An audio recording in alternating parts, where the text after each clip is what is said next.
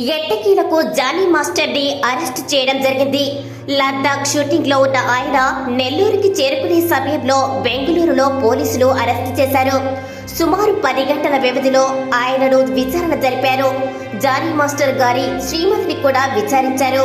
కొన్ని గంటల పాటు వీరిద్దరిని ప్రశ్నించారు. వారి స్టేట్మెంట్ ని రికార్డు కూడా చేశారు.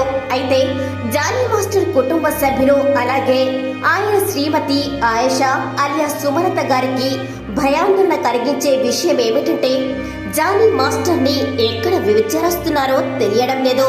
కానీ ఉప్పరిపల్లిలో విచారిస్తున్నారు అని వార్తలు చక్కర్లు కొడుతున్నాయి. మరి ఎంతవరకు వాస్తవం అనేది తెలియాల్సి ఉంది. వారి కుటుంబ సభ్యులు చాలా భయంగా ఉన్నారు. పోలీసులు రహస్యంగా విచారణ జరిపించాల్సిన అవసరం ఏంటి అని ప్రశ్నిస్తున్నారు. మరికొంతమంది సెలబ్రిటీలు కూడా జానీ మాస్టర్ కి మద్దతు పలికారు. అలాగే విమర్శించేవారు కూడా లేకపోలేదు. ఒక తెలుగు ప్రముఖ టీవీ షోలో డాన్సర్ గా చేసిన షష్ఠి వర్మ ఆ తర్వాత జానీ మాస్టర్ కి అసిస్టెంట్ కొరియోగ్రాఫర్ గా చేసింది. అయితే మరో సంచలనమైన వార్త ఏమిటంటే మైనర్ గా ఉన్న సమయంలోనే అత్యాచారం చేయడం జరిగింది. ఇది జరిగి దాదాపు 5 సంవత్సరాలు అవుతుంది అని మరో వాదన.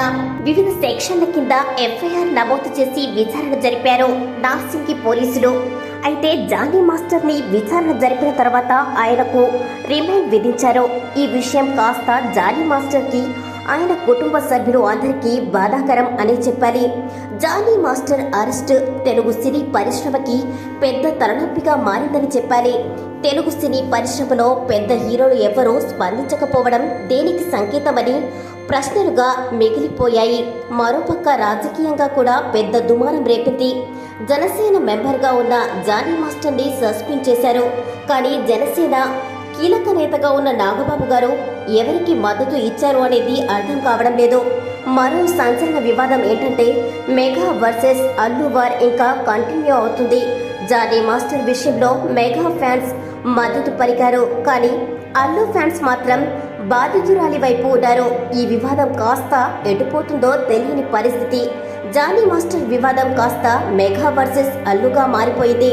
మరి ఈ వివాదం ముగుస్తుందా లేదా అన్నది వేచి చూడాల్సిందే.